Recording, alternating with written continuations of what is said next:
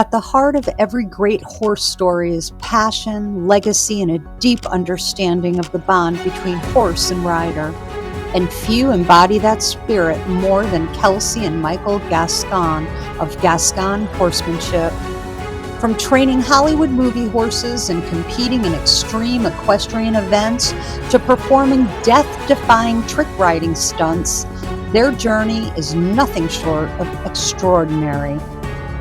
Known for training the untrainable and riding the unrideable, their mission is clear: to help horse owners around the world build confidence, communicate better, and create lifelong partnerships with their equine partners.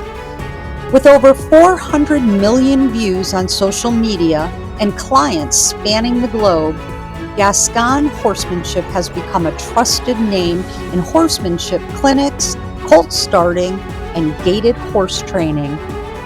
Today, we're thrilled to be joined by Kelsey Gascon, an internationally recognized trick rider, educator, and co-owner of Gascon Horsemanship. Together with her husband, Michael, Kelsey has spent her life working to help horses and their humans create stronger, more respectful bonds. This episode of the Backyard Horse Enthusiast is brought to you by our generous sponsor, Shagbark Lumber and Farm Supply in East Haddam, Connecticut. For over 4 decades, Shagbark has been your trusted local source for quality horse care products, feed, and farm supplies. Stop by and see why Shagbark is the go-to destination for horse lovers in our community.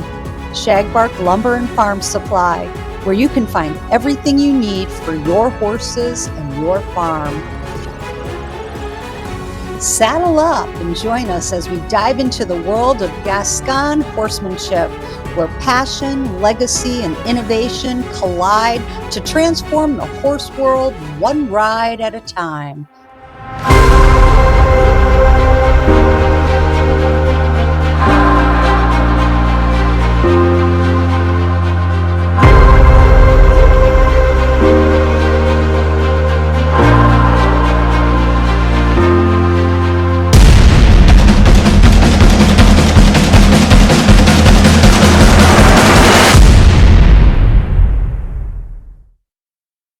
Hey guys. Hey. Welcome. We're pretty excited to have you here. Thank you so much. Thank you for having us. Absolutely. And without further ado, because I know you two are quite busy, I'm going to start with a question. Perfect. This is about building the Gascon. Am I saying that correctly? Am I pronouncing it right? Gascon. That is right. I love it. It's about building Gascon horsemanship. It's a family business. And it has a legacy that has spanned generations, which is amazing to me. Can you tell us what it's like to manage the day-to-day operations of the business while also traveling the world for clinics and performances? Well, it's definitely an all hands on deck type of operation. It's a family run business. So everybody in the family is drafted to do their part, from nutrition to watching the ranch to day-to-day construction to working the horses. My lovely wife, Kelsey here, she handles all of the virtual stuff and all of the crazy tech stuff. The paperwork, on the back side. the not fun things. I usually handle the horses that are a little bit waspy, as we like to say down here in the South.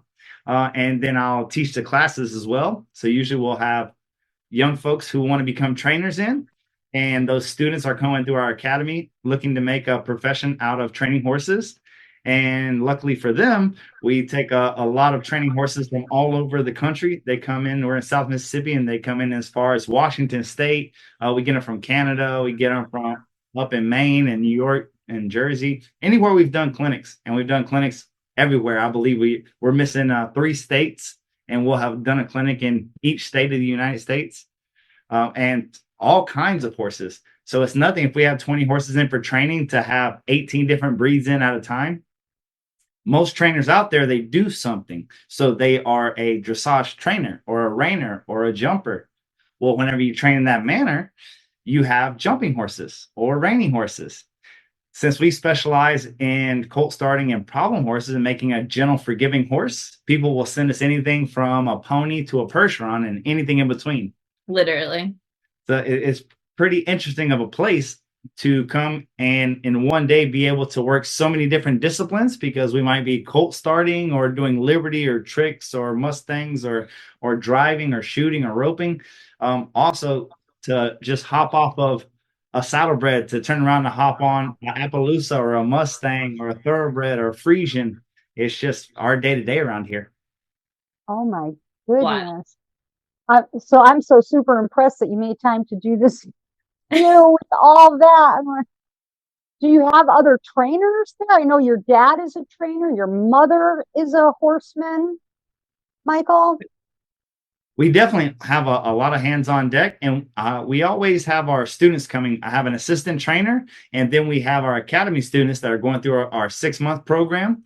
And we have a trickle down effect where when the horses come in, I take them through the program myself, being the most experienced horseman here. And then once I feel that they're at a stable enough and forgiving enough place, safe enough, they go to my assistant trainer, who is the second most. And then once she passes it down to the best student we have at the time, by the time they can trickle all the way down to our beginners, or we get a lot of European volunteers that come and spend time with us. By the time they make it down to the volunteers, typically they're ready to go to their forever home or back to their mother, who wants to just have a soft, easy horse that is polite and respectful. So that's how we figured it out around here. And then, of course, anytime that those horses give one of the students a hard time, they just get come back up. They move their way back up the line. They just get passed back. Yeah. And they prefer to ride with the students. So they typically like to do their job. Nice. Perspective is a beautiful thing. Yeah, well thought out. Well, and speaking of that, you both are known for working with the world's most challenging horses. And can you explain what the Gascon training method, what makes it so unique, and why it works across so many different breeds and disciplines? Well, I believe there's been a couple of just sheer epiphanies, just accidental things that have fallen into place to making something very unique. First and foremost, I come from Paso Finos. My father's a Hall of Fame Paso Fino trainer, and I was raised in the show ring with the very hottest horses in the world. I mean, if you get a high level Paso Fino in the show ring, just beefed up to the gills, it's just as hot and as sensitive as you can be. So as I decided that I wanted to become a clinician, I realized, oh, wait a second, nobody knows what a Paso is. All clinicians come from quarter horses. So when I started studying natural horsemanship to do this, I just felt like a blubbering idiot, even though I had 50 or 60 national championships under my belt. If the punchline was to wear them out, these horses would wear you out trying to wear them out. If you were standing in the middle of the round pen running circles around you, you would get tired of standing before they would get tired of running. So already right there, I realized, oh, I need to be able to work them in a different way because this is not working. So one of the big things that we do very differently is we don't try to wear anybody out. That is not our goal. It's not part of our program to just exhaust the horse to get them to do what we want, because it would be the equivalent of telling a marathon runner to run a lap. They would laugh at you. Yeah. So that was a big part of it. Another thing that really helped out is the fact that I come from the sticks of Mississippi. So when I decided to ride and do clinics in natural horsemanship, I couldn't fill my clinics or my barn with training horses. So I had to tell people, hey, I will ride anything. And people take that very literally. At our clinic, I would say we would be on the third or fourth horse that I'm working myself. And I say, ma'am, I'm ready for your horse. And she would say, honey, back up the trailer. And they would back up the trailer and the trailer would be rocking and the horse would hop off into the round pen with cockaburros and dreadlocks in their hair. Run through the panel, shrink the round pen down. They would have hooves that looked like billy goats, that they had toes instead of hooves. And he said, oh, this is going to be fun. So to make a living early on as a young trainer in the sticks of Mississippi, I had to get accustomed to riding anything. And then as the infamy of it grew, hey, there's this redneck kid that will ride anything. They started coming from further and further and further away. And I started getting calls from further and further and further away. And then the trifecta, in my opinion, the thing that topped it off is I wanted to be a world champion colt starter. Colt starting is a competition where you ride a horse for the very first time. And the goal is in under an hour to have it desensitized, caught, saddled, and ride it around through 3 gates without it trying to murder you, without it being uncomfortable or bucking or having a problem. And I realized that that's what I wanted to do. And the way to be great at anything is very simply get more reps than anybody else. Very early on, I realized that I wouldn't be able to ride enough horses that had never been ridden to get the type of thousands of reps that I wanted. So what I did instead is I started doing these clinics. And instead of just coaching from the sideline with a microphone, I would say, ma'am, may I ride your horse first and you can try it after? Really what I was doing is I was practicing my program. Well, you start doing, I like to have 10 horses a day at my clinics. If my wife books it, 15 or 16. So I would work them one at a time, and I would basically go through my colt starting program like I would do in competition, but on these reiners or ropers or dressage horses or jumpers or buckers, rearers, regardless of what their problem was. And the epiphany came, wow, all these horses, no matter how advanced they are, whether it's a finished dressage horse or a jumping horse, there's something fundamentally wrong if they're giving the person issues. And I only found that out because I was simple enough to want to practice my colt starting on them. And then I would have folks that had been to clinics all over the country with all these wonderful clinicians, and they would come to me at a very early age and tell me, hey, son, I've never seen somebody get the type of changes that you made in the past 30 minutes. I've never seen somebody be able to take horse after horse after horse. So it was an epiphany. Oh, wait a second. The vast majority of riding horses, trained horses, if they are giving their rider problems or their owner problems, they have something fundamentally wrong. Most trainers are training at a college level. So if you're training jumping or dressage or reining, those are college courses. So if somebody wasn't around to teach them elementary school, there's going to be fundamental issues and they can quickly become a problem. So those 3 things put together is really the great separator, I believe. And it makes it where it's just easy for us to not only find the problem, diagnose it, and then start working on it. And it's a very quick program too, just because it is so laid out. And Michael's done an amazing job of, because he tried to learn everything he could from everybody in all the other industries and disciplines, he found that everybody overcomplicates everything. They try to talk on a level that they don't necessarily mean to make you feel beneath them or that you're not going to figure it out. But some of the terminology and the ways things are explained, it's just way too overcomplicated. And for horses, they learn things so simply. You watch the hierarchy and you watch the interactions from one horse to another.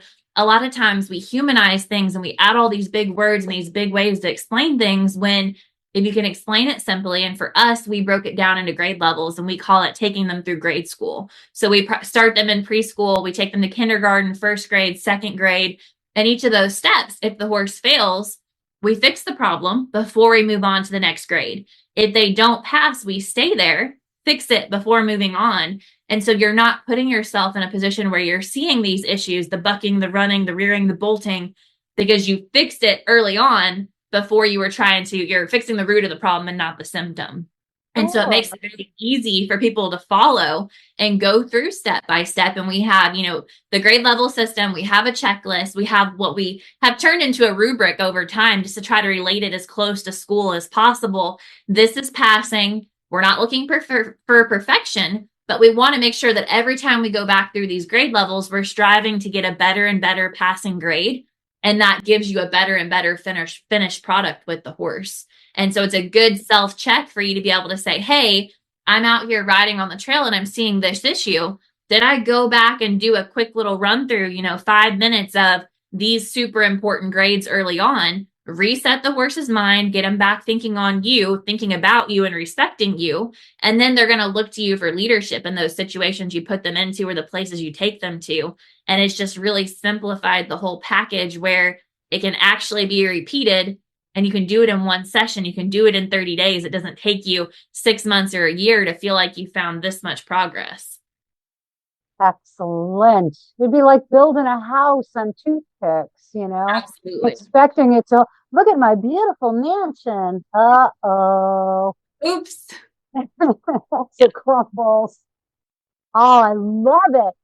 Oh my goodness. Pardon me. I'm a horse enthusiast, a little bit. 6 decades of being a horse enthusiast. So I love this. Michael, you are recognized as the #1 gaited horse trainer in the world. Wow. Particularly for your success with Paso Finos. What is it about that breed that captured your family's heart? I mean, your dad. How do their unique qualities shape your training approach? Well, so my father is Cuban, straight off the banana boat, and he learned how to ride. Whenever Fidel took over, they sent him to Spain with his grandfather, and he learned on Andalusians in a very classical style of training. And they would bullfight off of the horses, and that's where he learned how to train. Well, then when he moved back to the States with the rest of the family, of course, he moved to Miami where all the Cubans are. And there weren't Andalusians there, but his love to the horse brought him back to horses. And they had a horse there called the Paso Fino. Well, the Paso Finos, we're in a Latin breed of all Cubans, Colombians, Puerto Ricans, because that's where they come from. And they are derived from Andalusians. So the style of training and the culture of it was very similar. So that's where he fell into the Pasos and spent his 40 years training Pasos in the show ring. So from a very young age, my whole life was the very highest level of national championships and world championships in the show ring. And there, every year we would go through the show tour and then go to the nationals or the World Cup every couple of years, whether that be in Puerto Rico or here or in Colombia. And all these places, you're competing at the highest level. And we would take for nationals every year 20, 25 horses every single year. So that was just normal. And you were accustomed to competing at that high level. You were accustomed to seeing what it took, like the type of sacrifices and dedication that it took to compete at that level year in and year out. And it just became normal. And I think that the thing that really helped me is my whole youth was the very tip of the spear, as finished and as subtle as you can be. Because showing horses is all about how subtle can you be. Can the horse make all the transitions, because championships are won in transition in any show ring? Can you be so subtle that nobody even knows that you're cueing? Can you have the horse work so consistently that you can depend on them, rain or shine, feeling good, feeling bad, cold day, hot day? You have 25 stallions, breeding stallions in the arena at the same time. Can yours function like a robot? So you learned how to do all that and how to expect that of a horse, of an athlete, and prepare them for it. Prepare them and reward them and make it their idea to want to do those things, because those are the champions at the end of the day. At the highest levels, all the horses are good, or you don't make it to the highest levels. It's the horse that really wants it, that can be that consistent, that wins. So that was a great base. Like, I don't know of a better base that I could have learned. And then my whole adult life has been the exact opposite, has been the fundamentals. So my whole career as an adult has been colt starting, going back to the beginning with problem horses and fixing the fundamentals. And my whole life, where my whole youth was Paso Finos, the exact thing that I wanted to see, the bloodlines that I wanted to see, being very specific to, in my adult life, every breed of horse that you can think of. I've worked horses on every continent that has horses, in every breed, every discipline that I could get my hands on. As a matter of fact, that's how I met my wife. She was my professor of trick riding, as she's a world champion trick rider. Taking all these classes for driving and trick riding and shooting, roping, jumping, dressage in Spain, all these different places. Putting those two things together really gives you a good view on start to finish. And I feel that a lot of people aren't fortunate enough to have a wide view of horsemanship, because most people, wherever they start, that's also where they finish. You know, you start in a reining barn, you have a little success, you love it, you become a reiner, now you're a reining trainer. Well, you see through that keyhole of horsemanship, and it makes you believe that that holds true for everything. And I find that so much when I go back to the buddies that I was raised with. They still see all of horsemanship through the lens of a Paso trainer.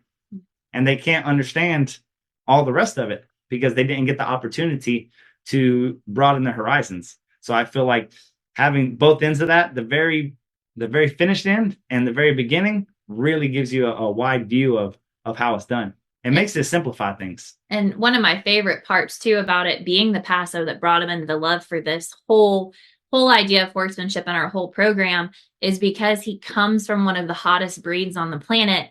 He loves and is passionate about most of the characteristics that a lot of people hate and condemn other horses for. So things that people don't like, they don't want the high energy, they don't want the hotness, they don't want that level of, when Michael explains it, if you're going to go out and you're going to do something athletic with a dog, you're not going to go grab a bulldog. You're going to grab a Malinois. You're going to grab a German Shepherd, an Australian Shepherd, something that wants to work and wants to give you all of that energy. And with the right education, you cannot beat these horses. You cannot beat those breeds that want to give you 180%, as long as they know what direction they're going and they have a reason to want to try, want to do the right thing. So our whole program lets you work those horses from cold, where they save that energy and they give you that athleticism and that try, doing the things that you want them to do and putting all of that effort into the good things and not into the bad things. And the Pasos, for me, I had never been involved, been around, ridden a gaited horse in my life. So kind of got spoiled in the world of gaited because I came here and the first gaited horse I rode was a multi-time national and grand national champion. I actually trick rode on him. We taught him to trick ride together. He won a trick riding competition. It just really showed how versatile that our breed can be, but also a lot of gaited horses. And people sometimes write them off because they're not as big an industry as part of the other part of the horse world, but they give you the best of both worlds. You can have the athleticism, you can have the drive and do all these disciplines, but you can also have a very smooth, amateur friendly, as you get older and you want something smooth and you don't want to deal with trotting and bouncing around, you get all of those qualities out of gaited horses that you wouldn't out of others. So it's really cool to see our program and kind of why he's become known for being a specialist in gaited, not just the Paso side of things, but because he knows what it is to ride the smoothest horse in the world. He now is able to bridge that gap for people who have purchased gaited horses that aren't gaiting the way they're supposed to, or they're trotting, they're pacing, they're uncomfortable, or they're not quite soft enough to give their full potential. He gets to step in and bridge that gap, do a couple little minor adjustments here, take them through the program and fix the root of the issue. And then, oh, wait, now all of a sudden you have this horse for all the reasons you got a gaited horse in the first place. And so it's really cool to watch that transition. I'll jump in on that as someone who most of my showing life was quarter horse. And I saw this beautiful Missouri foxtrotter that I had to just check out. I did not need another horse, but I had to go see him. Fell in love. We bonded. The connection was amazing. And what I tell everyone now, I'm in my 60s now. I want to ride in my Cadillac. I want my Mercedes. Like, I want a comfortable ride. If I'm going to be out on the trails for hours, this is my ride and die, Dakota. I'm like, you go gaited. Like, I'm sorry, you're never going back. This is the most fun. And talk about versatile. He jumps. He does everything. And I love his brain. I love his heart. I love his athleticism. But I love that I can ride him for hours and not need traction when I'm done either. But you're right, Michael. You do have to, there's things have to be, you've got to ride them proper. If you want to get a good foxtrot out of this horse and have it be smooth and all that, you've got to know all the buttons to push, how to bring it all together. And then, oh my gosh, it is like, I grin from ear to ear when I am riding this horse because I'm watching his periscope. That's what he looks like, the way his head, when we're doing the foxtrot I feel like we're on a runway. It's just like, oh my God, this is heaven. Sorry that I left everybody that's riding with me in the dust, but so much fun. Oh my gosh. And Kelsey, while we're here, let's talk about you too. Yes, ma'am. You're a professional trick rider. Yes. You've competed at some of the biggest events in North America. Yes, ma'am. What the heck drew you to trick riding? So a little bit different background than Michael. So being a fifth generation horse person, coming into and marrying somebody who's a first generation horse person. So my family had nothing to do with horses. And for some reason, ever since I could talk, that's all I've wanted to do. Got a riding lesson in when I was like 7. We lived too far away from everybody. But once my dad went out and did, what every good horse dad should do, and bought me an 18-year-old broodmare and a baby that I could grow up with. And so all of my first experiences with horses were with a broodmare who was going to show me how to ride, whether I wanted to or not, and a 3-day-old baby that I now had to watch my RFD TV and my John Lyons videos, and I had to figure out how I was going to work and train this horse and do all the things. And so it was a very self-exploration time of my life during, grade school into high school. And then whenever I graduated high school and went off to college, I pursued a degree in horses and animal science. And I found trick riding right before I left for college and told my family, this is what I'm going to do. It involves horses and athleticism. Like, this is perfect. And at that time, I was a track athlete. And this bridged the gap. And I told my parents that, and they're like, absolutely not. You live under our roof. It looks super dangerous, blah, blah, blah. Flash forward another year when I was in college, there was a group of girls that were coming to perform at our university and do trick riding. So I called my dad off the road, who was a truck driver, and he came and he watched it with me. We watched their performance. And as soon as they finished, I said, Dad, I'm 19 and I'm going to do this. And I went and talked with the owner. The owner of the team is now my best friend, my business partner. We trick ride together. We have daughters who are the same age now. We're both getting ready to have sons within the next month. And we've gotten to travel the world doing and teaching trick riding, performing trick riding, and being able to share that love with the world. And then, being able to cross paths with somebody like Michael, even though I kicked his butt for a couple days in the trick riding practice pen. It was quite the transition into the life that I knew I always wanted to live with horses, and to go from being surrounded by people who have never done horses, spent time with them, to walking into a family that's all they've ever done for generations is the horse world.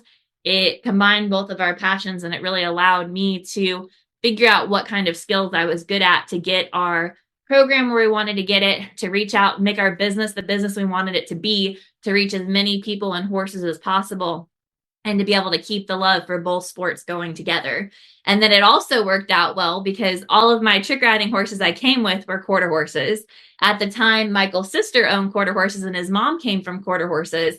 But now, while I was down for pregnancy off of leave for trick riding, all of my trick riding horses became roping horses. So now we've been traveling a lot with the roping side of things, and the horses are dual purpose. Unfortunately, a couple of them like roping better than they like trick riding, but it's fine. I'm not bitter.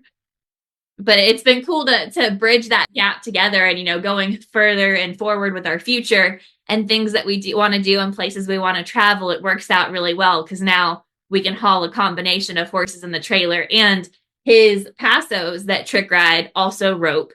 So it works out well that when we bring the trailer, everything in there is dual purpose, and we can kind of pick what sport we're going to do for the day when we travel. So that makes it really nice. Is there a crib or a bassinet in this traveling? It's kind of an experiment. We've kind of learned, horses are very, very second nature to us and our program and everything that we've done. Children, not so much. So it's been a very learning environment, but also structured. We both reach out for education and everything that we want to learn. For him, going to all the different horse disciplines.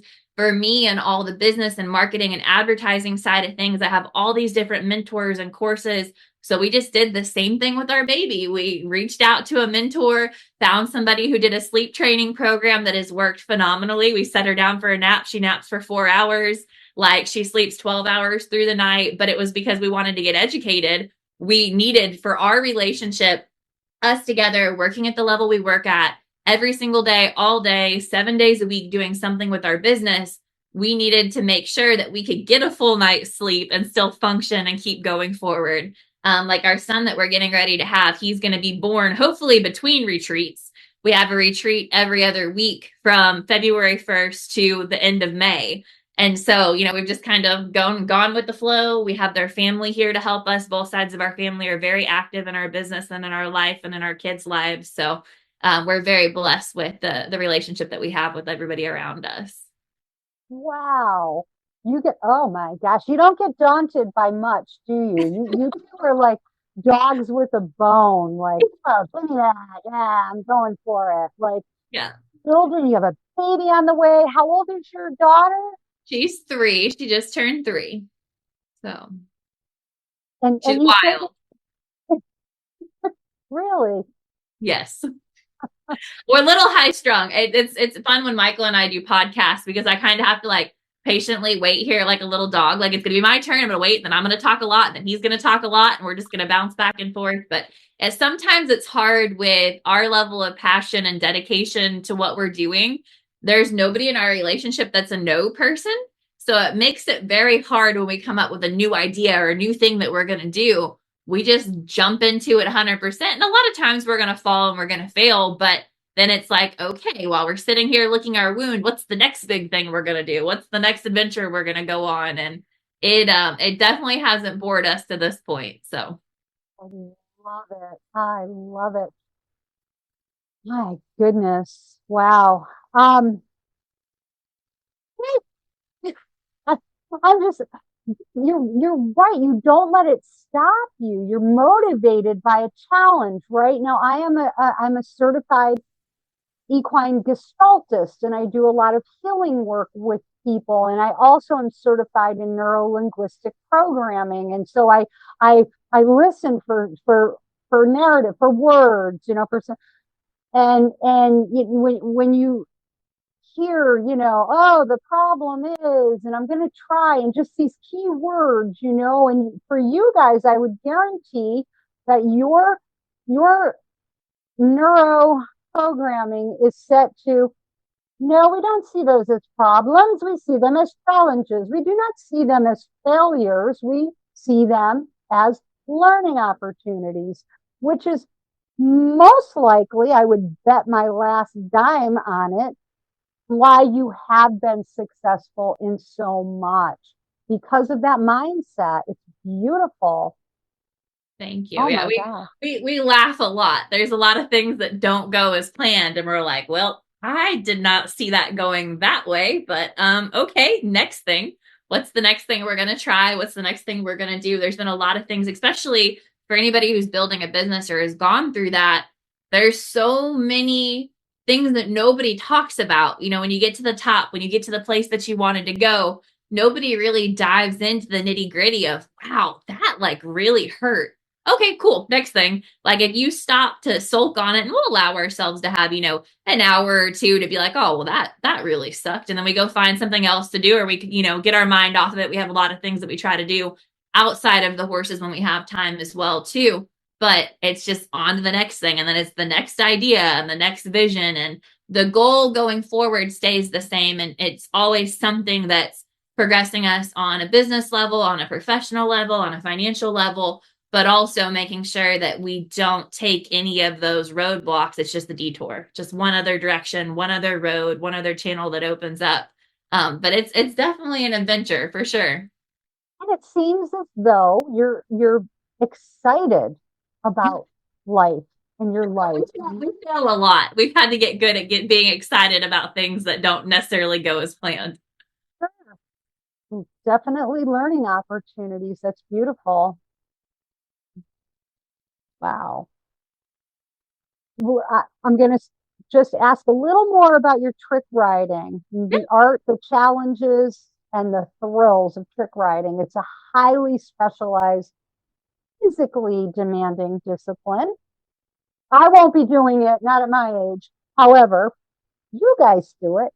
What does it take to be a successful trick rider? And what advice would you give someone who's curious about trying it for the first time? Absolutely. So with trick riding, it's one of those sports that you have to be very passionate about, and your horse has to really enjoy doing it. When we trick ride on horses. For those that don't know what it is, it's gymnastics on fast, free running horses. We train them to run a pattern, and basically we don't touch the reins from the time that we put them into the pattern to we stop them and we start again. The horses run as fast as they can, and their job is to take care of you and for you to take care of them. And so the biggest limiting factor in the horse industry is really the process of getting a horse that you trust to that level, that's trained to that level, that you know that you don't have to think about. I've been very fortunate with Michael, having him in my life, that now I've been able to bridge a lot of the gaps and the issues I had with trick riding horses, training new ones and getting new ones started to become part of my family.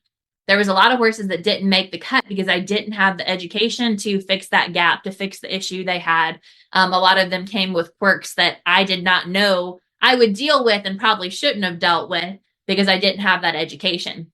And so with trick riding, it's one of those things that you can't be self-taught. You have to go reach out and learn from somebody who's done these tricks, that can demonstrate these tricks, be there with you, because every horse and every person is going to be a different adjustment, a different way that you do the trick, a different way that you adjust the saddle, the straps, the parts and pieces that go into that, with the goal always being safety in mind. And so for me, with my horses, probably one of the most difficult things is making sure that you're not putting your horses in a position where they can fail. You're always setting them up for success. You're setting them up where they're going to enjoy the sport. They're going to be in good footing, and they're going to do the best they can to take care of you. Right now, I have a couple trick riding horses. I don't have double digits. So as long as I stay under 10, I feel like I'm in a good place.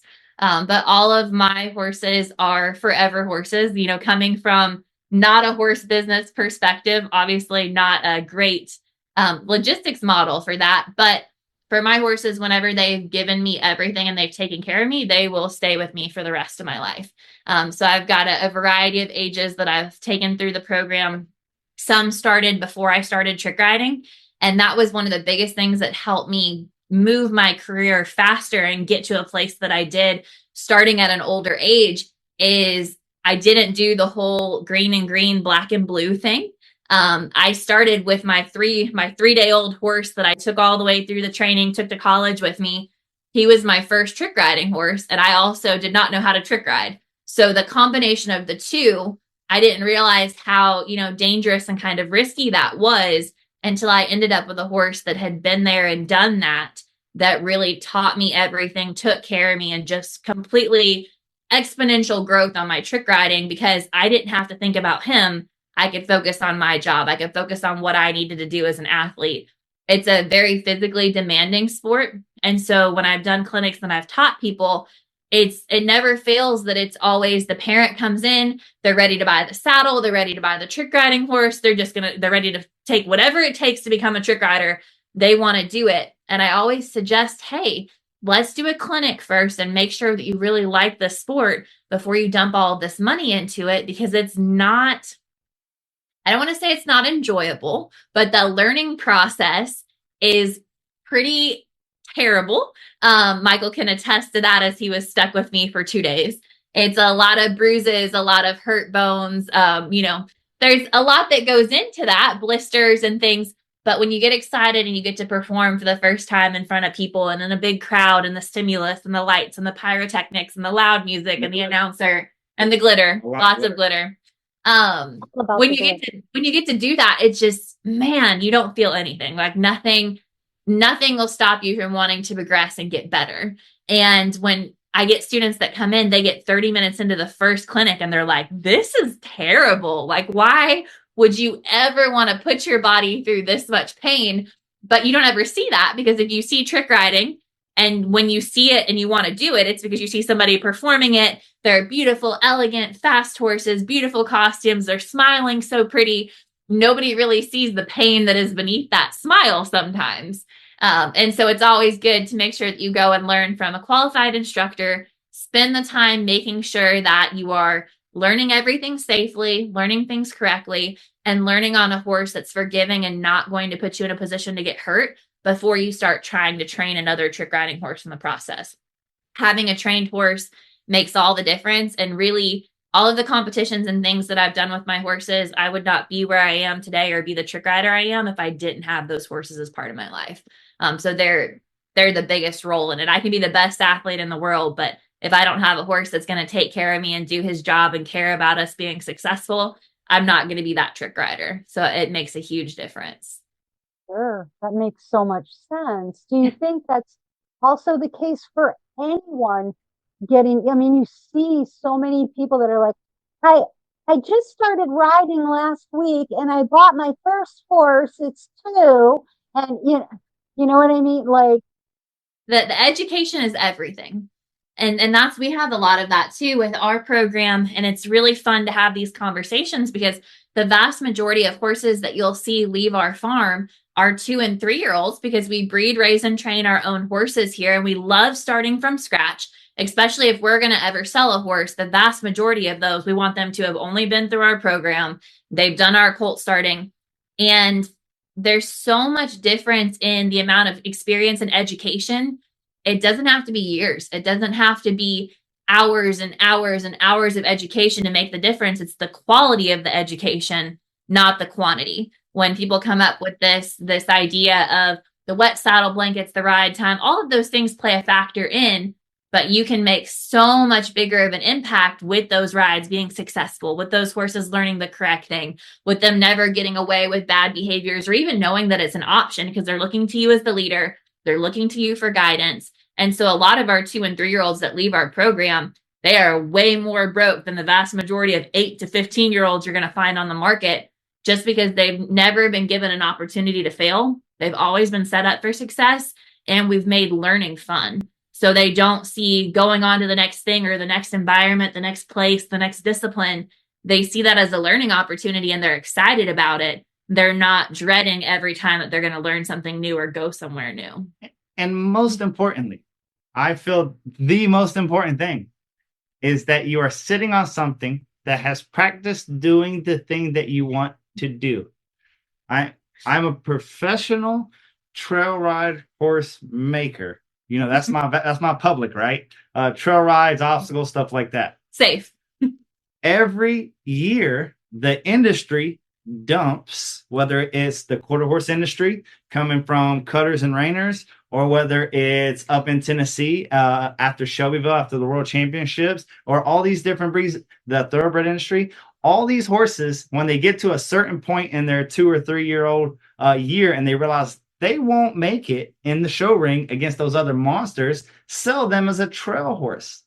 Trail riding is not the lack of training, it's different training. Your Corvette is not better than a Jeep, it's different from a Jeep. You don't want to take a Corvette down the mountainside. It's not going to do too well for you.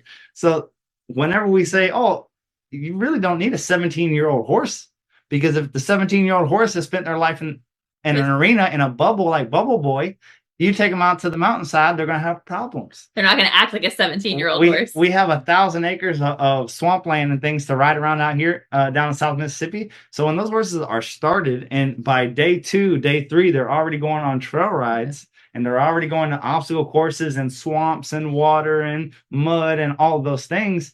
Well, you get those horses 100, 200, 300 days under saddle, and that's all they know.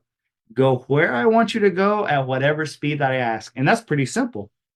If you get uncomfortable, look to us for guidance in any situation. Whenever you get these horses that are twice their age, that are 10 years old, but they've always lived in a bubble, well, now the woods are scary and it's strange. So much of it is what is your normal. So they can have a world-class finished dressage education and be a Grand Prix dressage horse. If they have never spent time doing the thing that you want, which is simply being on a loose rein in the middle of the woods as you drink a cold beverage, hydrating yourself, they're probably not going to be good at it. And that is, like, I find the missing link. So many of these clinics that we go to, regardless of the breed, it's not to pick on any breed, it's to pick on the conditioning. Oh, the horse is off the track. Like you said, I've never ridden before, but I got this horse at a rescue. It's off the track, and it's giving me a hard time on the trail. It's never seen a trail. It doesn't know. It's freaking out. So just having horses that understand their job is pretty simple. They understand where the reward is, where the release is, and that they're practice doing. If you're going to ride a trick riding horse because you want to do tricks, have a horse that knows how to do its job and carry you in a trick. If you want to ride on the trail, have a horse that has spent time on the trail and rode like you want to ride. Means that it's forgiving, that it's easy, and looking to you for guidance. If you do that, you're going to be a lot more set up for success. And the vast majority of our clientele too that come in, there's not really been any education to say, hey, you are a new horse owner, you're an amateur horse owner, you're just getting started in horses. This is the progression of where you want to start when you're purchasing your first horse. Your inspection sticker. Yeah. Nobody has every vehicle on the road has a little sticker in the windshield. And if you can't get the inspection sticker, you get a ticket. If horses had an inspection sticker, if it doesn't have a steering wheel, don't ride it. If it doesn't have a set of brakes, don't ride it. Mhm. I ride with people all over the world that the horse doesn't have a steering wheel. And they're like, it's okay. Buttercup will take care of us. No, Buttercup's a prey animal. That's not a great idea. Wow. So we just try to simplify, especially for the person that you're talking about that has no idea. If they can go somewhere and we talk in your language that's understandable, we're not speaking horse, we're speaking your language, and we're making it as simple as, does it have a steering wheel? Does it have a set of brakes? Right. Can you put it in reverse? If you can't, don't. No ifs, ands, or buts. If you cannot control his head, do not ride it. If it does not respect you and your space, these are the signs that it respects you. If it doesn't respect you, don't swing your leg over it. Don't risk your life on it until it does. And when you can break it down and make it that relatable and simple, really, that's the key to our success, both with the horse and with the person. If you can't explain it to your toddler, your horse is probably not going to understand it. So if you are taking from a world-class trainer lessons and they are speaking to you in gibberish, in something that sounds like rocket science, you're not going to turn around and relay that message to your horse and have success. You need to understand what's being told to you and taught to you at a very basic, simplistic level. Oh, okay. So now that you can turn around and talk to your horse like they're your toddler and get them to do the right thing. And so many times we just don't understand what's being said to us. We're not interpreting the words. So in turn, we have a very difficult time translating that to our horse. Sure. Makes sense. Preschool. Yes, for That's sure. where we start. For sure. Yep, that's what we do. We go the way we do every clinic, the way we do every retreat, regardless of how advanced they are, no matter what kind of horse comes in, we start in kindergarten, and whether it takes 2 minutes, 20 minutes, or 2 hours, until they pass kindergarten, there's no reason to move to first grade, so on and so forth. But even if you're a highly educated person like you are, it shouldn't offend you if I ask you a basic question. So with these horses, whether it's a Grand Prix horse or a Derby horse or whatever kind of horse you bring, if I ask it kindergarten, which is simply back up, please, on the ground, if it can't say yes, sir, or yes, ma'am, easily, there's a problem. Yeah. Like that, plain and simple. And me skipping over it because the horse doesn't like it is not me passing that student along when they can't pass. So we are very dead set on our finish goals, very flexible about our approach. So for every grade that we have, we might have 10 or a dozen different ways to teach it, because the vast majority work with the first way we teach you. If the horse doesn't understand that way, we'll tutor them differently. We'll change our approach. Oh, they got it. Because we take our time and make sure that we pass every grade, the knock that I've heard on our program from people that haven't trained with us, the keyboard warriors, the knock that I've heard is that we move too quickly, that the horses advance too quickly. Yeah. And we do that by not jumping ahead and trying to advance, making sure that we have a great foundation to lay the next block on. And because of that, you start seeing compound interest. You just start seeing where it just starts stacking, and the horse is trying to work with you, trying to find those releases. It just makes it so much easier. Oftentimes people are trying to teach a student that is not engaged or listening or respectful. If you start there and have that student hanging off of your every word, that's the student that's going to make it far, both your people or your horses. So that's really the keys to our success here. It's like my grandfather said, my grandfather on my mother's side was a cowboy. He said, son, kiss. Kiss what? Keep it simple, stupid. He's been gone a long time, and I still hear those words every day. When things get complicated, kiss. And that's how we live our life with our horses and our students. And that's how works so far. Yes. Yeah. Don't let that go. It's working. You've shared that starting colts is one of your favorite parts of working with horses. What is it about colt starting that excites you? And what do you believe is the most important first step in starting a young horse on the right path? So my favorite thing is the blank slate. They are so moldable when they know nothing. It's the same reason that our military, the biggest industry in our country, they want all of the 18-year-olds. If you're a business owner or anybody out here, if you've ever worked with our 18-year-olds as a ranch owner, I'll tell you, not desirable. Hey. The military wants them all. And why? Because they're moldable. You can make anything out of them. Well, it's the same way, the same reason that trainers love a young horse is because they don't have normals. Everything that I ask these rehab horses to do, regardless of their background, when I say, hey, your horse, come here, be a forgiving, easy trail horse, obstacle horse, anything I ask you to do, horse, just say yes, ma'am, to your mother. They have something to say back. That's not normal. That is scary. I'm not going to do it. Whenever you have a young horse and they never know that it's a competition, they just say yes. They assume that every human being is going to take care of them and show them the right way, and that every human being is trying to show them the path of least resistance, the easiest way to do the thing that they're being asked to do. That's what I love about working with a young horse. And I would say the most important part of starting a horse off right is really showing them how to give to pressure, really showing them. You hear people at a clinic say, my horse is so smart. And other people say, my horse is so dumb. I have a dumb horse. He's so dumb. If you have a horse that tries to give to pressure in every way, if you click to them, you show them a crop, you put a leg on them, you change your seat, you wiggle a rope, you show them a hand, you puff up, they're trying to read that and give the pressure. That seems like an intelligent horse.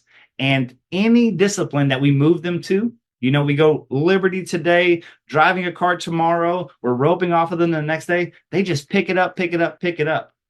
The horse that seems dumb is the horse that you tie to an oak tree and tries to rip down the oak tree, that's fighting by itself, literally arguing with a wall.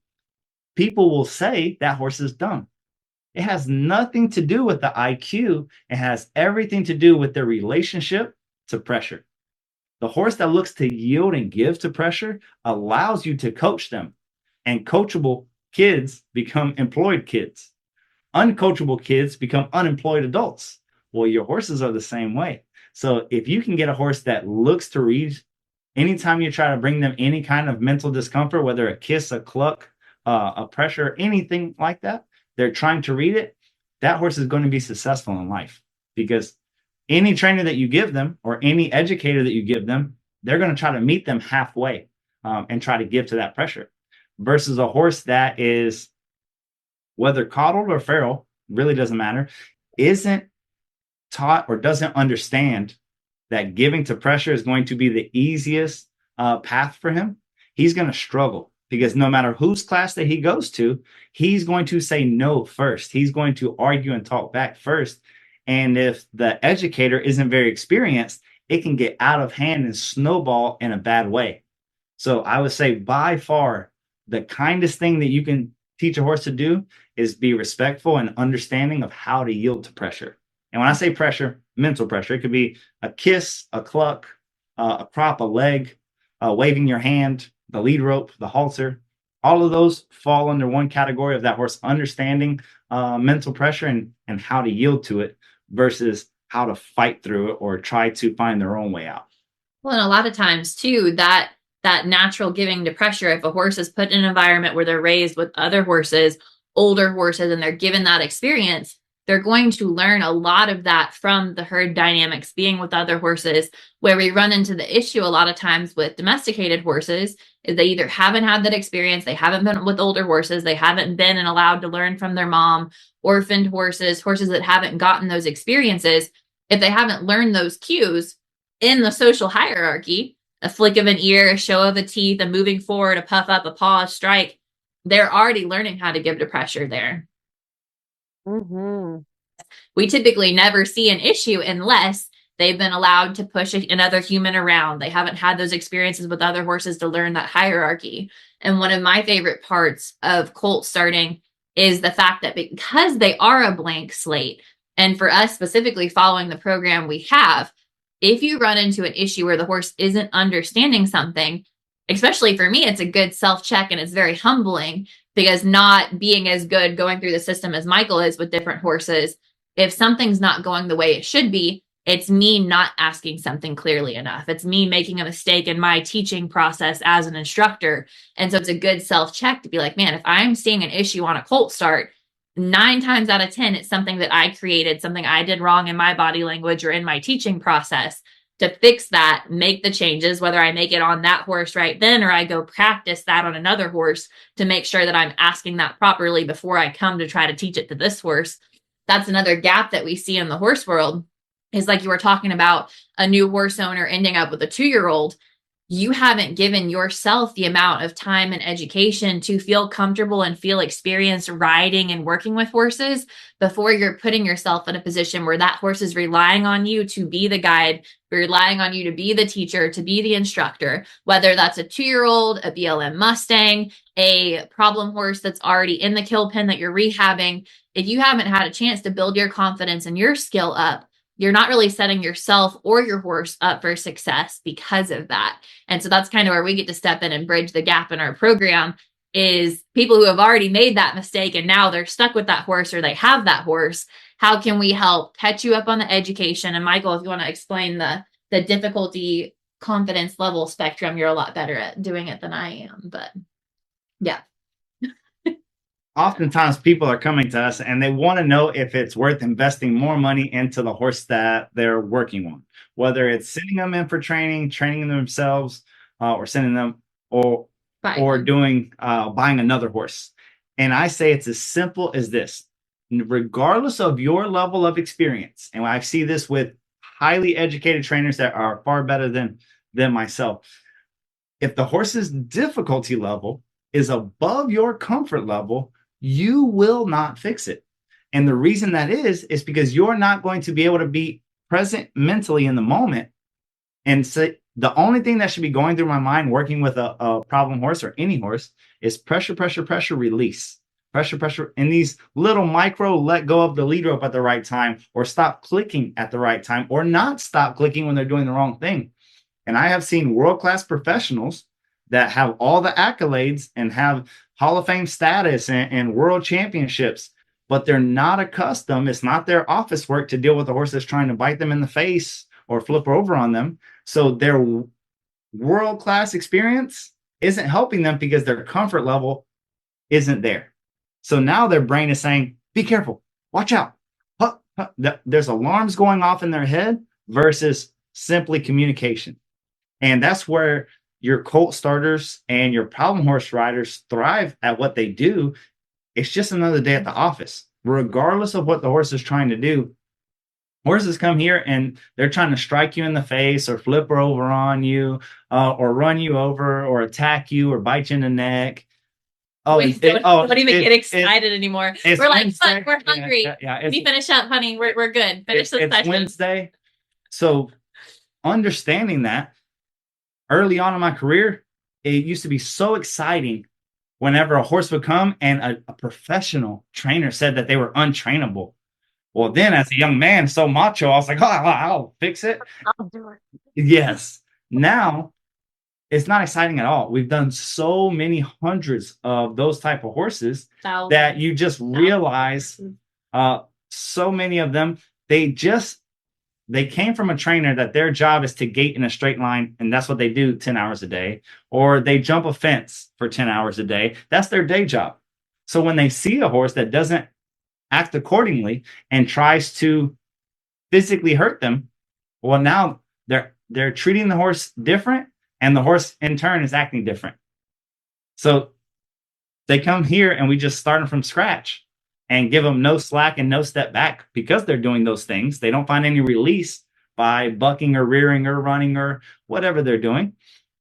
They say, oh, let me change what I'm doing. And the horse changes their behavior instead of the rider changing their behavior. So that's why it's so much more fun for us to start the horses. And I'll say this, I've seen a big change in the past 20 years between Road to the Horse, the World Championship of Colt Starting, and the Mustang Makeover. Those two things have put world-class trainers starting horses. I believe before that, there were very few world-class trainers starting horses, because I can remember growing up, the head trainer rode the horses that already showed promise.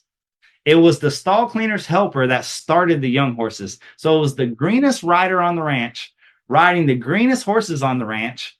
And then once they made it through the gauntlet of whatever horse didn't try to kill the stall cleaner, that's who the trainer rode.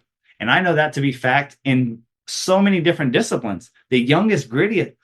I was a young man, and my father would tell me, Papi, you are younger than me, and you bounce up at the ground better. You ride the horse first, okay?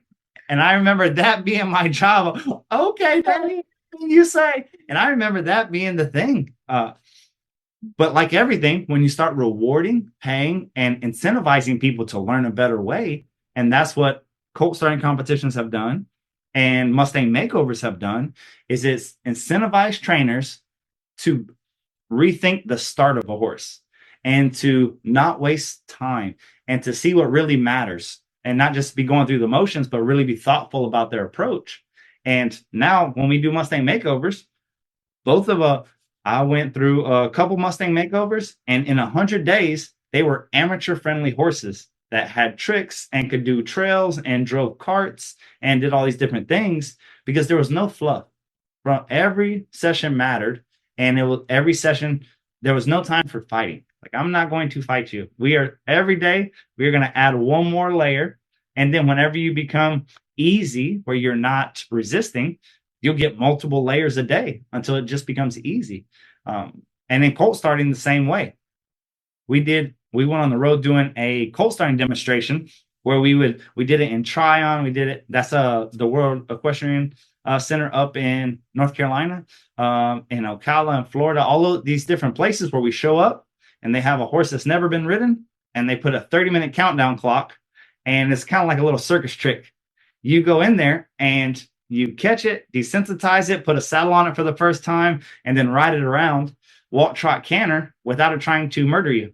And people are just fascinated because they've never seen anything like that. But from where we're looking, hey, if the horse is passing the test, why would I spend any more time? If I ask my 3-year-old daughter what color is the sky and she says blue, if I keep asking her, she's going to give me different answers. But if I say, yeah, that's it, and then I move on to the next thing, I can stack these things on. And that's just how we colt start. That's just how we get these riding horses. Obviously, they're not finished horses in the sense of going out to win a horse show, but good riding horse in 100 days, 200 days, if you can do it with a feral Mustang, then doing it with horses that are used to seeing people and have been fed and handled and things like that, that shouldn't be a big ask. That shouldn't be crazy. We are just thinking on a timeline of trainers who don't typically start horses. You think about it, typically, when you send your horse to start, do you have a quarter horse? Okay, so it's your Western Pleasure, your cutting, or your reining trainer starting your horse, not your colt starter, because colt starters are so new. It's having people that specialize in that. Pasos, I remember growing up, and the horse would be 2 or 3 years under saddle before we thought to put their owner, their amateur, on them. Now, we'll put 100 days on a Paso and send them off into the mountains by themselves, and they tell us they had the greatest time. We'll hear from them for 10 years. The bloodlines haven't changed. Where we're training them hasn't changed. The only thing that has changed is the way that we look at it and what we're looking for. Whenever I was younger, from the beginning, we were already looking for gait. And we wanted to see how gated they were, and gait. And that was the only thing we worried about. Now, we look for them to be just colt start them, get them broke as a BLM Mustang, and then let the gait come to us. And because since we look at things different, the things that we're looking at change, right? So now those horses are user friendly a ridiculous amount of time shorter than in my past. Oh, amen. I love this. Oh, it's funny. As a child, I had three older sisters, and we all rode. My dad had like I said, a large riding stable. And two of my older sisters always wanted the finished horses, right? They were just so focused on showing, showing, showing. And for me, it was, I will take that one that no one's ever been on, because that's where I wanted to focus. It wasn't about being in the show ring. I certainly did show, but I like that the idea of, and I would like, I had hundreds of miles of trails that I could explore. And so that's where I went, right? And my father would be like, oh my God, there she goes. We'll see how she comes back. And it's like, I'll be fine, you know, off I go. And I even, you know, and not to make this about me, but I remember having a world AQHA judge. I was boarding a couple of my horses at his facility, and I was starting a youngster. And I'm like, stop watching me work. Just stop watching me work. And you know, now I'm so grateful for where I started as a kid and what, you know, I was attracted to as far as, you know, starting these youngsters. He looked at me and he said, oh, get over, stop. You're one of the, and I don't mean this like, you know, because I never thought about taking it to a level that you guys have. I just love horses. But he said, you're one of the best horsemen I know. And that was in just watching me. And I was so flattered, because it was really important about, you know, starting from the most basic things and not drilling it. You know, you got it, let's go to the next. Okay, we're not going to harp on it, because then, like you said, like a kid, like your daughter, just, what color is the sky? It's blue. What color is it? Are you what? Are you know, and like, what's the sense in even trying to answer it correctly? Because it just makes more work for me, and I'm just soured on it all. Like, I don't know, you common sense, you guys. Oh, I love what you do. And it must be fabulous. Michelle's been to you multiple times.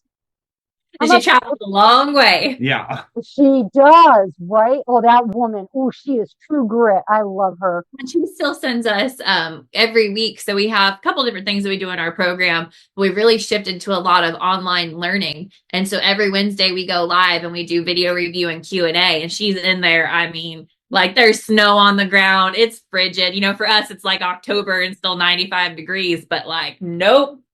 She is dedicated. She is out there doing it. She is putting in the work. Oh, I love that woman. And that is how I learned about you, was because of her. I so looked up to her because she is true grit, and she's a great horseman. And I'm like, where are you going? And Oh she's my gosh. And I'm watching all her posts, and then I'm watching her renovate her RV in her horse trailer, you know, because she's going to one of your clinics. And I'm like, now these clinics have to be something special, because that's a lot of work. Yeah, clearly. Oh my gosh. I'm checking over my notes, guys. How are you doing for time? Are you good? Yeah, she's sleeping until 5, so we're fantastic. Because you have a sleep trainer. You're going to have to email me that, Kelsey. Absolutely. I have a friend who's got a newborn, and Yeah. oh, it's not going well. Yeah, it's called Moms on Call. And we started with her in the hospital. She woke up, you know, the first 2 weeks, the cluster feeding, all the things. From 2 to 6 weeks, she woke up 1 time per night. She slept 12 hours a night since she was 6 weeks old. Yeah. Crazy. Oh my gosh. Yeah.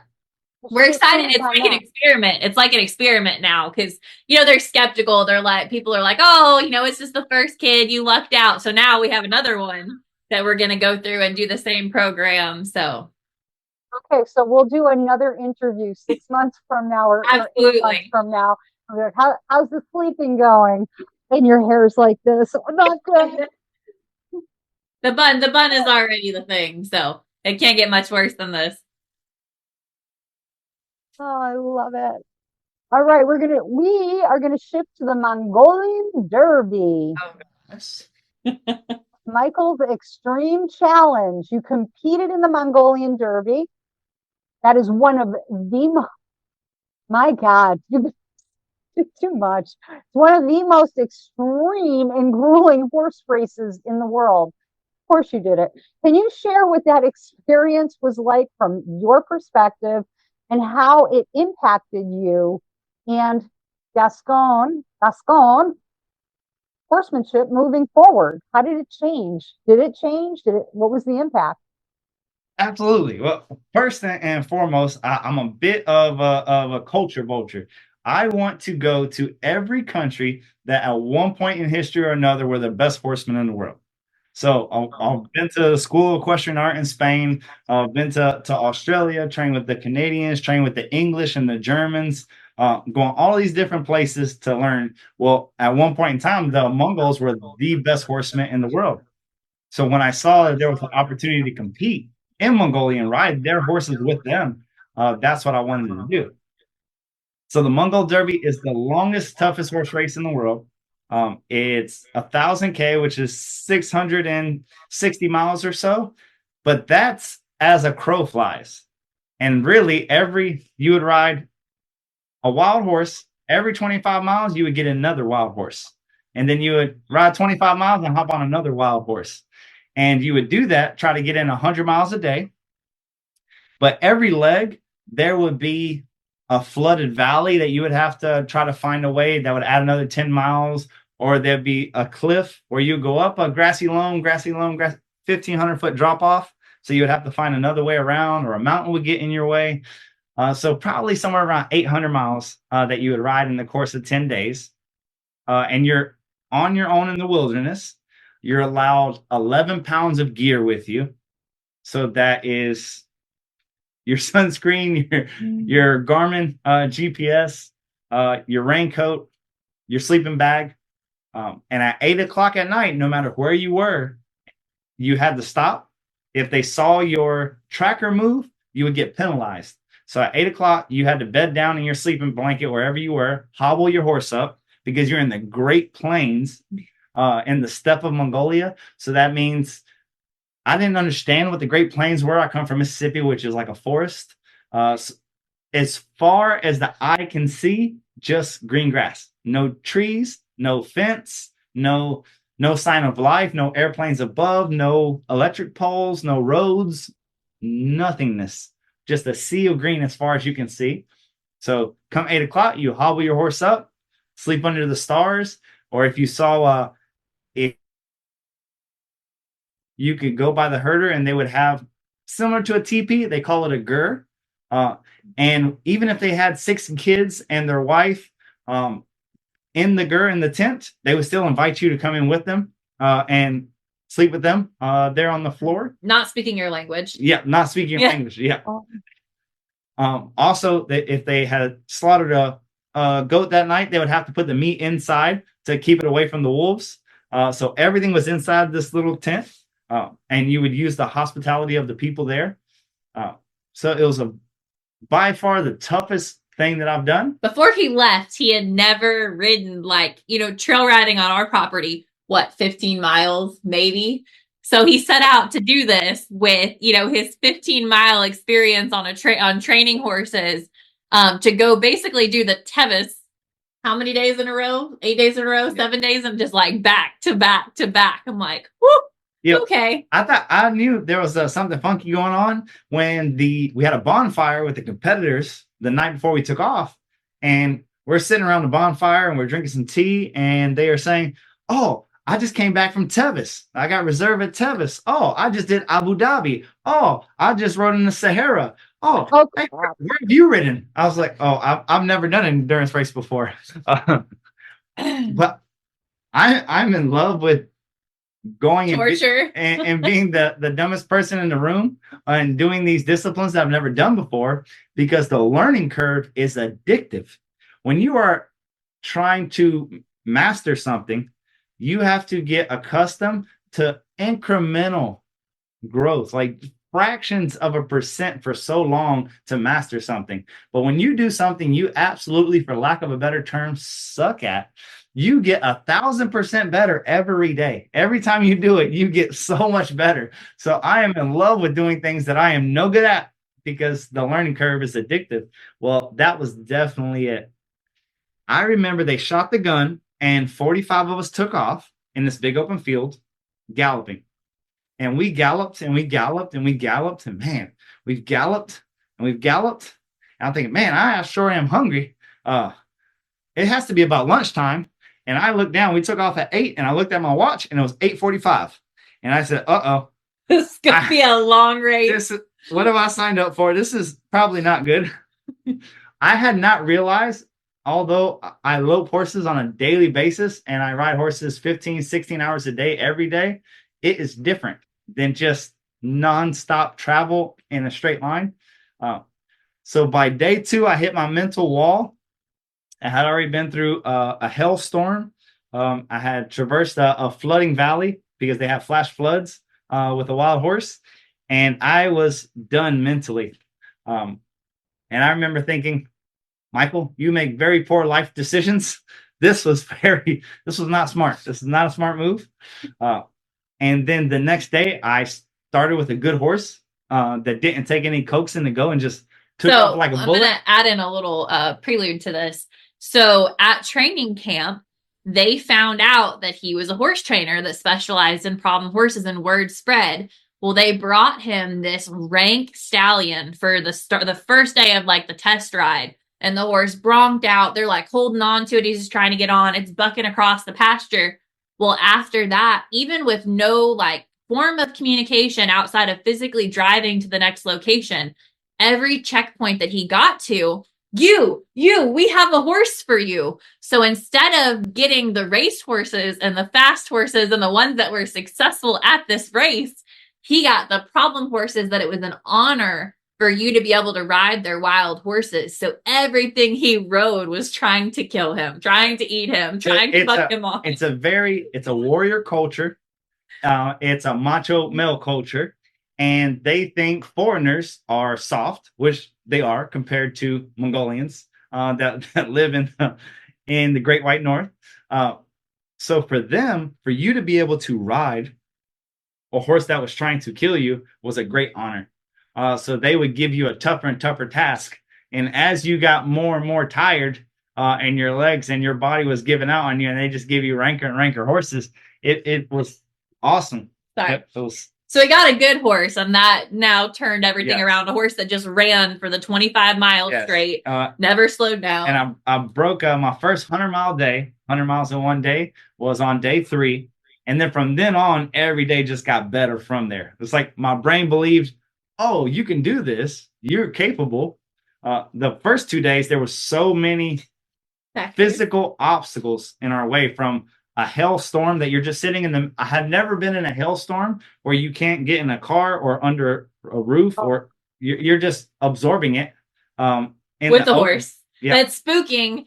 Every time the hail hits you or hits your helmet, the horse loses its mind and jolts off one direction, stops, turns its butt towards it. Yep. So once I had my first 100-mile day, it's like you have a brain click, and then your brain believes that you can handle it.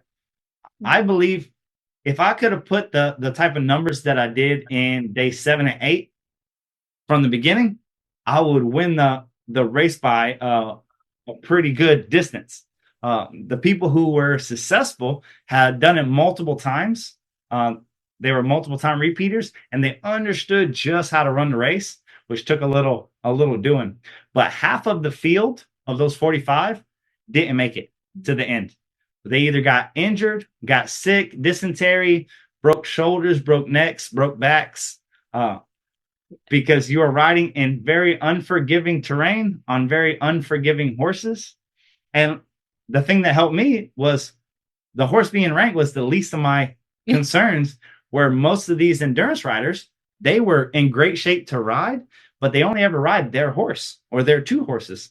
They weren't accustomed to riding horses that you had to defend yourself from the time that you touched them to the time that you let them go. You had to be on defense. You had to be ready, because if they made it 20 miles of the 25-mile leg and threw you in the dirt, they would run 20 miles back to the herd that they came from in the wood.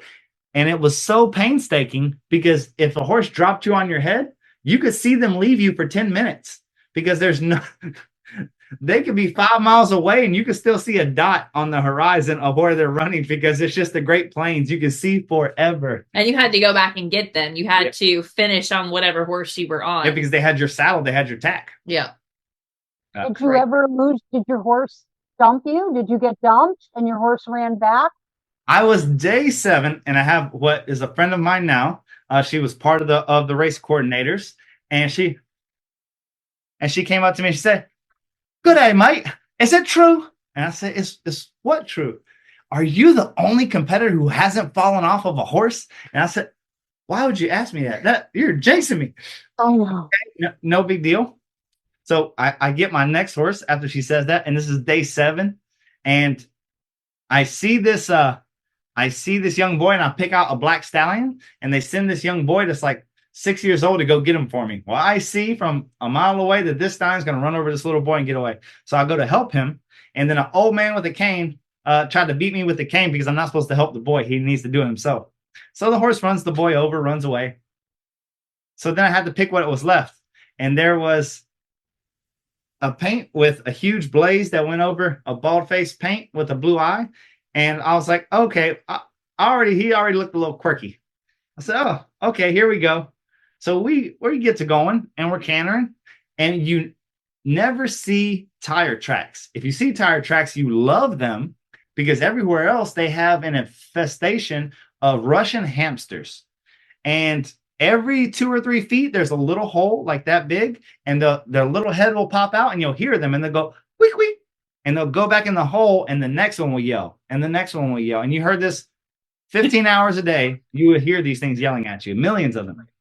The problem is all those little holes are connected to dens underneath, and you'll be galloping and then just take a rotational fall because your horse will fall 4 foot into a hole that wasn't a hole whenever you hit it. And the horse would just disappear end over end, and you would land on your face with the horse on your back. So I'm taking this paint, and we're going at warp speed because we found a little tire track. So we're going down the tire track, and I look down, and there's no horse there. And I look up, and there's a butt coming up over on top of me, and I Supermaned, and he landed on my back, and we're sliding down this little gravel tire track. And all I could think is, don't let him go. Don't let him go. So you would have, a lot of guys would have reins and then a little lead that would go from the bridle to your hand, and they would loop it or grab it because you do not want to let the horse go. So I had that joker looped, and after we slid for about 10 feet, we got up. We both looked at each other, spitting out rocks. Both of us are spitting out blood. He has his whole face, where he's just been scraped up, where he face planted and slid on the ground. Same for me. I'm taking rocks out of my gloves, out of my face. Okay. We finish up that ride. I saw her about 2 stations later. I told her, "You jinxed me." So yeah, it wasn't awesome. It was her fault. Oh my gosh. Kelsey, you allowed this to happen? What do you say? Michael's like, "Hey, honey, I'm just going to go to Mongolia and do the most extreme race on the planet. I might not come back tonight. I might get airlifted back." You okay with it? You good? You good? Okay. Well, so here's the problem with that is we got together in 2018. He had already signed up like 2 years before this, to do the Mongol Derby. And I didn't really know anything about it until we got closer. We got together early on in the year. And I had a trick riding competition in June that I ended up having my first trick riding accident, broke my leg in half, compound fracture, life flighted, went to the hospital, got it all fixed. This is in July before he leaves in August. And it was funny because I had that happen. So I had the major trauma surgery. We had Briarfest where my horse ended up getting a toy made after him. But during that time, I also developed what we thought was strep. I got mono from the infection of whatever going through the surgery, all the things. That mono turned into Bell's palsy. So in August, whenever he left, I had a broken leg. I was not allowed to walk. I had mono and I had Bell's palsy and had lost like half the feeling in part of my face. And then I had to watch him, leave for this race, be gone for this race. And for us and the family at home, the only thing that we had that we could do, we had zero communication with him outside of we could watch his tracker. We could watch the live dot of where he was at on the race. If he got lost, we knew he got lost. If he was ahead, fell behind, if he stood still for a while, we didn't know what happened. and it was the opposite time schedule. So we would end up napping through the day so we could stay up all night and watch his dot and watch the Twitter, they tweeted and let us know what was going on. And so we would just see these pictures of Michael on these like wild horses. Almost every horse he got on had to be 3-legged hobbled just for you to get on. And then they would unhobble them and send you off on your way. And so we were just getting little bits and pieces of that. And we knew he was an adventurer. Unfortunately, because we weren't, like really involved, I don't even think we were official much before that, but he didn't have me to go through and like read through the fine print of all of the instructions and the things leading up to this. So he gets on the plane and he realizes that you're overweight by 20 pounds. We didn't realize that the weight limit they had also included your kit. So he's fasting and doing all these things on his trip over to Mongolia before the race starts. And it was a good time. So many things. Oh my goodness. My life is dull compared to, and I'll keep it that way. Thank you. I'll just interview people like you that are unbelievable. Wow. Guys, we have time for one more question, but I have so many more. Unfortunately, we do have time constraints in the compressing of this video and also getting all the other stuff in. But I so appreciate that you've taken the time out of your crazy lives. I can, after interviewing you, I can say that. Crazy, but exciting and amazing. Wow. Every time when I think I've done an interview and I've been like, then I have people like you and I'm like, wow, you take it to a whole new level of amazing. Oh my gosh. So let's do this. Okay. And for any of our viewers that want to contact Kelsey, Michael, Absolutely. Get in on any of these amazing clinics that they offer. There's just so much. We're going to provide you all with links. You can hit that QR code above and to the right of Kelsey's head, and look them up and have some fun, have an adventure, but also get yourself on the right path to fair horsemanship as well. So that everybody has the best opportunity to have the best outcome. And that's what I really appreciate about what you guys do. Thank you. So looking ahead in the future of Gascon Horsemanship. I love that name. Sorry, I keep saying it, Gascon. This has grown into a world-renowned brand. Okay, so what's next for both of you? And do you have any exciting new projects, clinics, performances coming up? I mean, the birth of your son that you'd like to share with our audience? Absolutely. So one of the big transitions that we've tried to move into for our business, and we've kind of rebranded under the name Horse Help. You can see that above, because we want to encompass what we're planning to do and what our mission is to help millions of horses and their owners be able to confidently, safely, and successfully train their horse at home. And for us, with our retreats, our training horses, all the things we do in person, the clinics that we've traveled to, the expos we performed at, we've been kind of limited to the amount of horses that we can physically put our hands on every year. And we want to be able to share this method and everything that we have to offer with the world. And so we've been transitioning onto our online platform and our online presence to be able to help you do it from home, do it at your house on the cheapest budget and timeline possible for you and your horse. And so we've created what's called the Horse Help Challenge. And what this is, this 30 days access to our program, step by step, a plan, taking your horse through the same grade level steps we've talked about this whole podcast, and help you find success going through each of these steps with your horse. And if you get stuck, we're there virtually with you every week to give you the answers, to walk you through what to do differently, to kind of give you some danger signs if we see things that you don't, answer all of your questions, and create an environment that is drama-free, 100% positive. We have a zero tolerance policy for any drama or negativity. and kind of change the community that we've built where it's 100% supportive. You're not going to come into our environment and have somebody degrade a comment or degrade a question that you have. No question is a stupid question. And so building out this program and really working to scale it to the masses and to be able to reach, other countries, other cultures. Eventually moving forward, the plan is to also record everything in Spanish because Michael's bilingual. So to be able to reach a demographic that hasn't been able to be reached from mainstreaming horse training clinicians, and make a simple, easy, world-renowned, step-by-step process that you can feel comfortable actually getting results from. And that's kind of what we've been phasing everything into because, again, we're very limited on the amount of horses we can physically put our hands on. And for us, educating from the beginning is keeping so many of these horses from getting to the level of problem horse that they have to come see us, that they have to come spend time with us.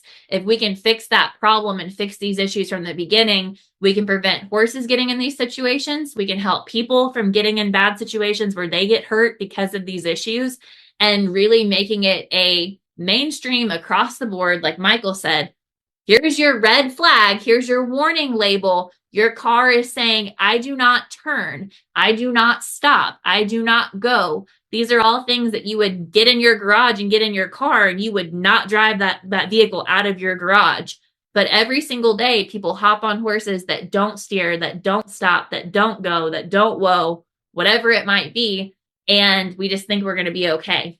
So really giving the knowledge to make sure that you, one, can see that there's an issue, and two, you know how you're going to solve that issue and fix that issue.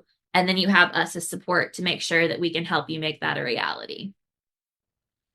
And you will. If anybody will do it, it's you two. Wow. I thank you so much for being on our show. So appreciate you. And to our audience again, you have links, you have a QR code, scan that and get that horse help today. Don't wait until you get her. I really appreciate you. Yes, thank you. I'll be at one of your clinics one day, I promise. Come join. All you can eat, all you can drink, and horses. It's a crazy combination. That's why people keep coming back. Beautiful facility. Thank you. Absolutely beautiful. Thank you so much, both of you. And the best blessings on your impending birth. Thank you so much. We'll be in touch. Thank you. Have a great day. You as well. Thank you.